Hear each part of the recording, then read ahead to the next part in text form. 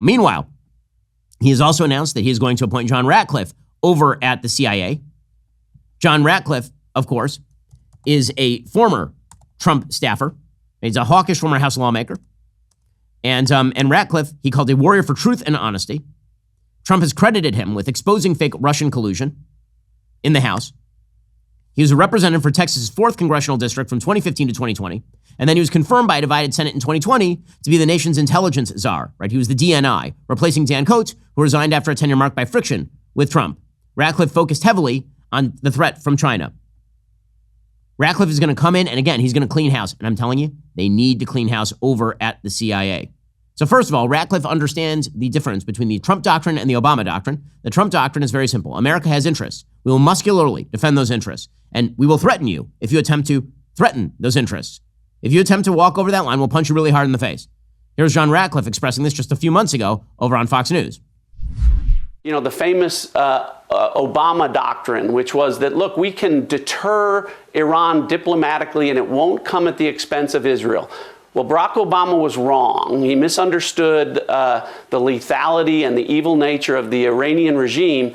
And what Israel has done is essentially employ the Trump doctrine, a maximum pressure campaign, understanding that the only way to deter terrorists like Iran and their proxies is to put your foot on their throat. And Israel has done that. We should be assisting Israel in doing so.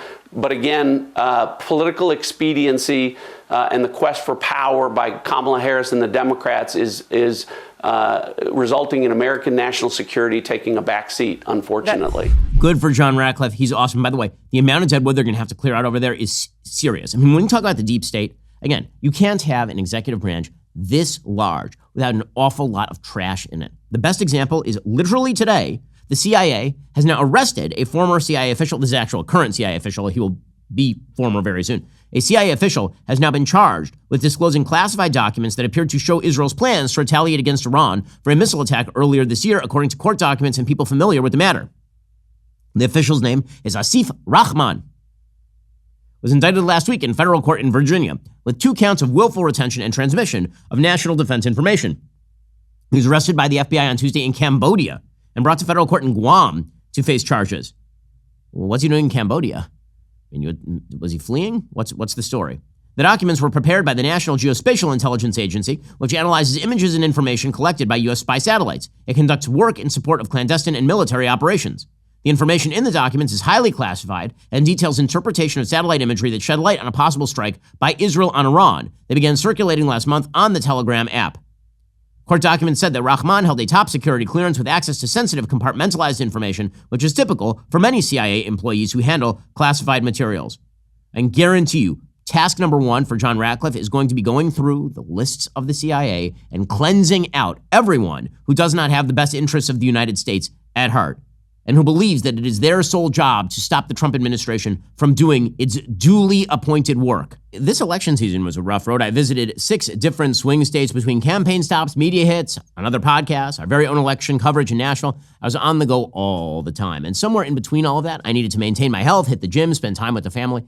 When I was younger, I used to think I could just power through on pure conservative willpower and some caffeine. I learned pretty quickly peak performance requires peak nutrition, which means eating enough veggies. That's why I'm thankful to have Balance of Nature, which fits right into even the busiest of days. Imagine trying to eat 31 different fruits and veggies every day. It sounds miserable and time-consuming. With Balance of Nature fruits and veggies, there's never been a more convenient dietary supplement to ensure you get a wide variety of fruits and veggies daily. Balance of Nature takes fruits and veggies, they freeze-dry them, they turn them into a powder, and they put them into a capsule. You take your fruit and veggie capsules every day, and then your body knows precisely what to do with them. It's kosher, which means I can stuff that into the protein smoothie every day. Let me break this down for you with facts and logic. You're getting the nutrients from 31 different fruits and veggies in convenient form without having to spend hours in the grocery store or kitchen. This is exactly the kind of efficiency the free market provides. Go to balanceofnature.com, use promo code Shapiro for 35% off your first order as a preferred customer, plus get a free bottle of fiber and spice. That's balanceofnature.com. Promo code Shapiro. Okay, those were not the only appointments yesterday.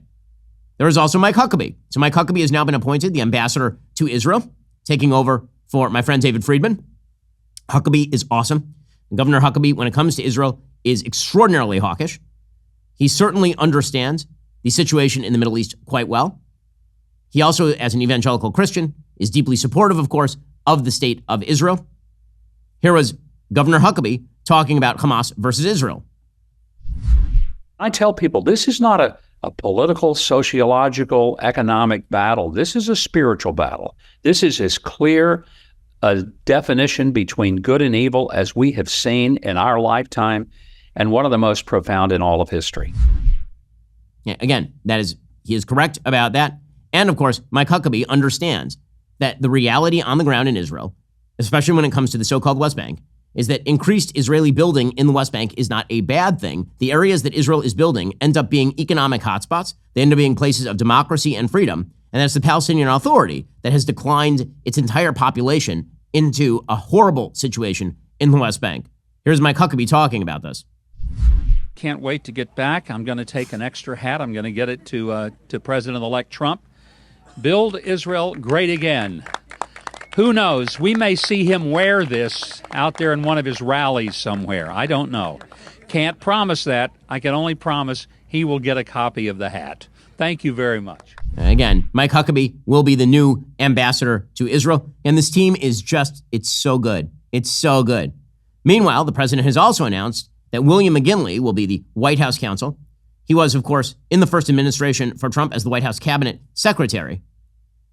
So, in an announcement Tuesday evening, Trump said that McGinley played a major role in his election victory as the RNC's outside counsel for election integrity. He said, Bill's a smart and tenacious lawyer who will help me advance our America First agenda while fighting for election integrity and against the weaponization of law enforcement.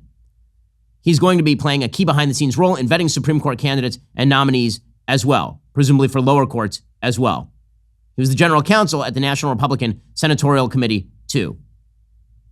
So, again, these are very good picks. Speaking of the sort of legal side, Jack Smith is now planning to resign as special counsel before Trump enters the White House, which makes perfect sense because otherwise Donald Trump would have the signal pleasure of firing Jack Smith, who's been going after him for a wide variety of charges in multiple jurisdictions. According to National Review, Smith intends to finish his work and leave before Trump can fulfill his promise of firing the federal prosecutor within 2 seconds of taking office, anonymous sources told the New York Times. Prosecutors and FBI agents on his team were reportedly told to leave over the course of the next few weeks.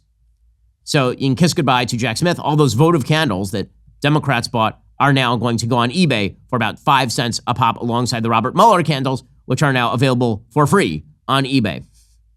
Meanwhile, the other big announcement yesterday in terms of staffing, apparently, President Trump has now appointed Vivek Ramaswamy and Elon Musk to a government efficiency effort called DOGE. Again, this is, government efficiency can be fun. This is great. It's a perfect role for Vivek. Vivek's a businessman. Vivek understands efficiency. Vivek's super bright. Obviously, he's tech savvy. He and Elon will make an amazing team in going through and vetoing all of the government spending initiatives that they can. According to the Wall Street Journal, President-elect Trump picked Tesla CEO Elon Musk and biotech company founder Vivek Ramaswamy to lead an effort to cut spending, eliminate regulations, and restructure federal agencies. Trump said in a statement on Tuesday night that Ramaswamy and Musk, the wealthiest person in the world, would lead what the president calls the Department of Government Efficiency, DOGE, which is hilarious. And if I know Elon Musk, I assume that the first recommended cut will be in the $69 billion realm. The group's mandate is to streamline government bureaucracy, the president-elect said. Now, DOGE will operate outside the federal government. They're going to be working with the White House Office of Management and Budget to implement their recommendations. Now, again, they're not going to have any statutory authority, at least so far. They're going to make recommendations as to cuts, and those recommendations are going to be completely transparent, according to Elon Musk. Trump gave Musk and Ramaswamy a deadline of July 4th, 2026 to complete their work. Musk is not going to become an official government employee, which makes sense. Why would he possibly enter government directly, which would mean that he'd have to divest from, all the giant companies that he runs. Trump said a smaller government with more efficiency and less bureaucracy will be the perfect gift to America on the 250th anniversary of the Declaration of Independence. I am confident that they will succeed.